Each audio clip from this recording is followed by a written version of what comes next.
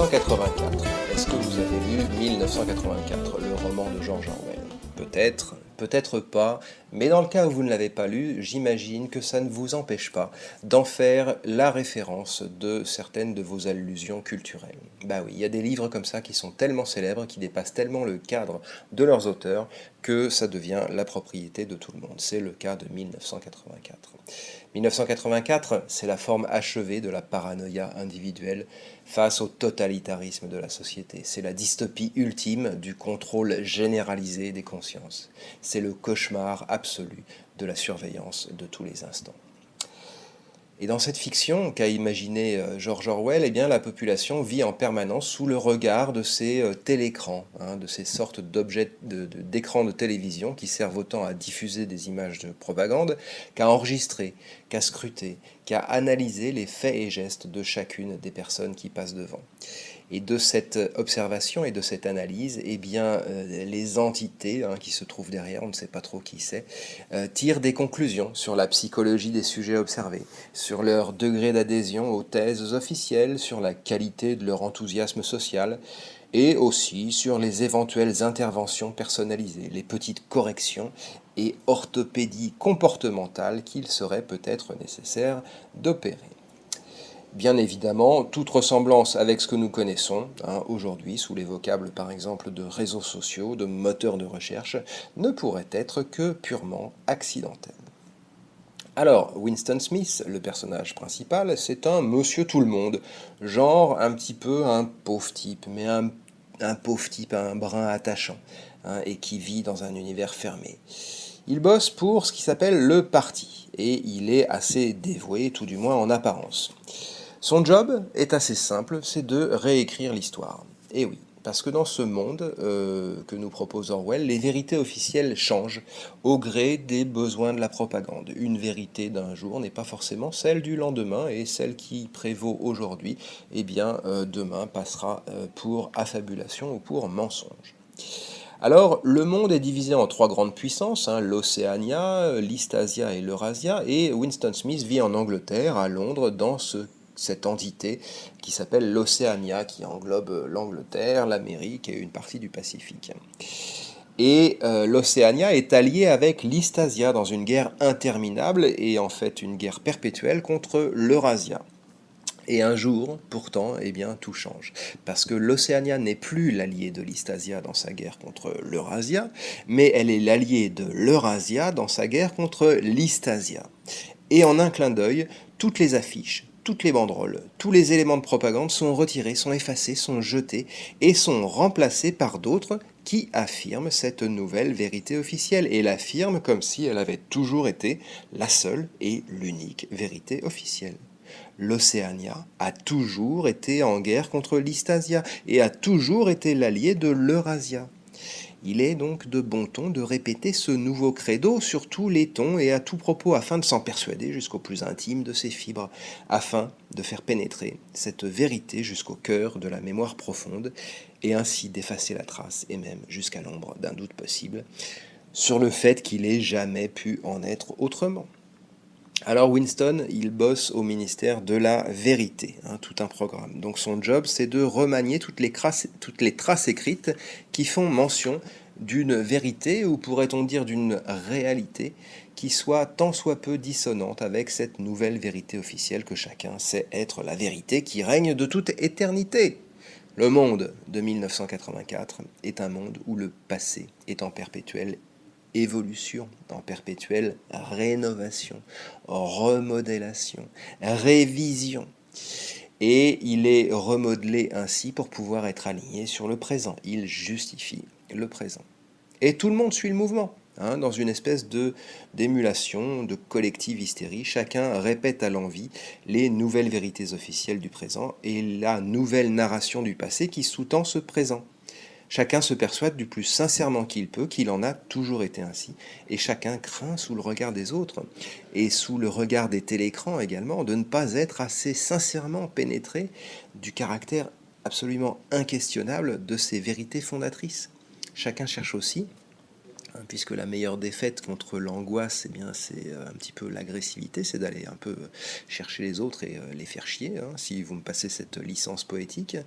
Eh bien, la meilleure défense donc étant l'agressivité, les gens cherchent à repérer chez les autres les signes subtils mais significatifs d'une adhésion un peu trop tiède au dogme collectif. Et là encore, toute ressemblance avec la psyché profonde de l'homme occidental moderne ne serait que fortuite, hein. Parce que chacun sait bien que ce genre de cauchemar ne peut se dérouler que très loin de chez nous, là où il n'y a pas de liberté d'expression, vous savez. Hein, par exemple en Corée du Nord, hein, la Corée. Ouais. Bon, alors moi j'en sais rien. Hein, la Corée, les Coréens du Nord, je sais pas s'ils sont réellement aussi abrutis, aussi décérébrés qu'on veut bien nous les vendre. Mais en tout cas, les Coréens du Nord, ils nous servent en négatif à nous autres, à nous sentir diablement intelligents. Ah oui, hein, et diablement évolués, nous les citoyens contemporains des démocraties occidentales. Nous sommes doués d'une liberté de parole et d'une liberté de conscience qui nous immunise définitivement contre la soumission à tout type de mot d'ordre. Les pauvres Coréens du Nord, ils n'ont pas eu cette chance, eux. Hein. Eux, ils vivent sous la coupe de lois de fer, eux, ils doivent se soumettre aux dogmes et aux vérités officielles qui sont inscrits dans la loi en lettres d'or et qui les empêchent à tout jamais de questionner le comment et le pourquoi de la société, de questionner l'histoire.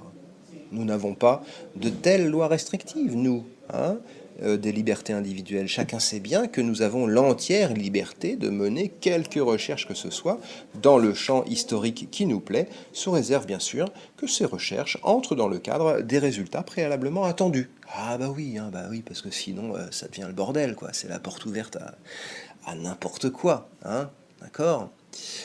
La loi Fabius-Guessot n'est pas là pour restreindre notre liberté d'expression. C'est bien ça qu'il faut que vous vous mettiez dans le crâne. Hein, n'est pas là pour restreindre notre liberté de questionner l'histoire.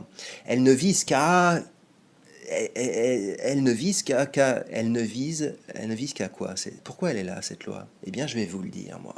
Hein, elle est là pour prévenir tout dérapage et toute recherche dont les conclusions ne prévoiraient pas de retomber à l'avance sur les faits préalablement établis à cette recherche. Alors ça n'a rien à voir donc avec la Corée, hein, et rien à voir non plus avec le monde de 1984 dans lequel Winston Smith se sent mal à l'aise. Et oui, il se sent mal à l'aise parce que il sait bien que quelque chose ne tourne pas rond sans savoir exactement ce que c'est. Et un jour, sans trop savoir pourquoi, il achète un carnet dans une boutique, un cahier. De retour chez lui, il ouvre ce cahier et il y a aussi dans son appartement un tout petit recoin qui échappe à la vigie permanente des télécrans. Alors il ouvre ce carnet et là, devant la page blanche, quelque chose se passe. L'alchimie opère. Je m'appelle Winston Smith. Je sais qu'il n'y a pas si longtemps, nous étions en guerre contre l'Eurasia et non contre l'Eastasia. Il n'y a plus aucune trace de cela maintenant, mais je le sais au plus profond de moi. À partir de là, le personnage dérive, le personnage décroche du lien social. Et avec l'approfondissement progressif du sentiment de soi que procure cette forme particulière d'écriture qu'il pratique, se peignent à son esprit, en couleurs de plus en plus nettes, les contours et la structure des mensonges propagés par le parti.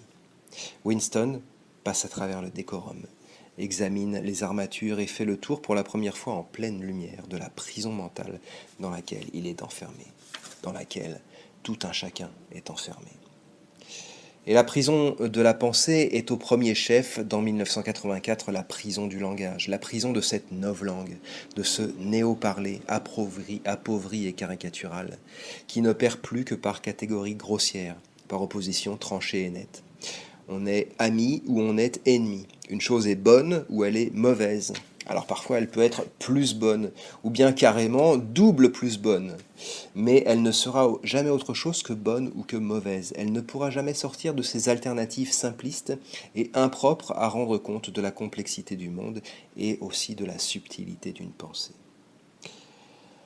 Empruntant les éléments et les formules consacrées de ce langage officiel appauvri à dessein, la pensée se trouve infirmée, incapable de se frayer une voie en dehors des catégories qui lui préexistent et qui l'enferment dans des alternatives qui s'équivalent. Pas de naissance à la nouveauté, pas d'aube nouvelle au ciel de l'esprit, pas de connaissance, mais un ressassement perpétuel sur le mode de l'hystérie, sur le mode du stimulus-réponse, de l'émotion torrentielle et collective. Quelque chose de l'ordre de l'arc réflexe qui tient lieu et place du sentiment de soi et de la sensation d'être en vie. Et là encore, chers amis, toute ressemblance avec le monde tel qu'il est et tel qu'il va ne pourrait être que pure coïncidence. La culture, chers amis, c'est de la miel, c'est moi, Oscar Galapagos, qui vous le dit.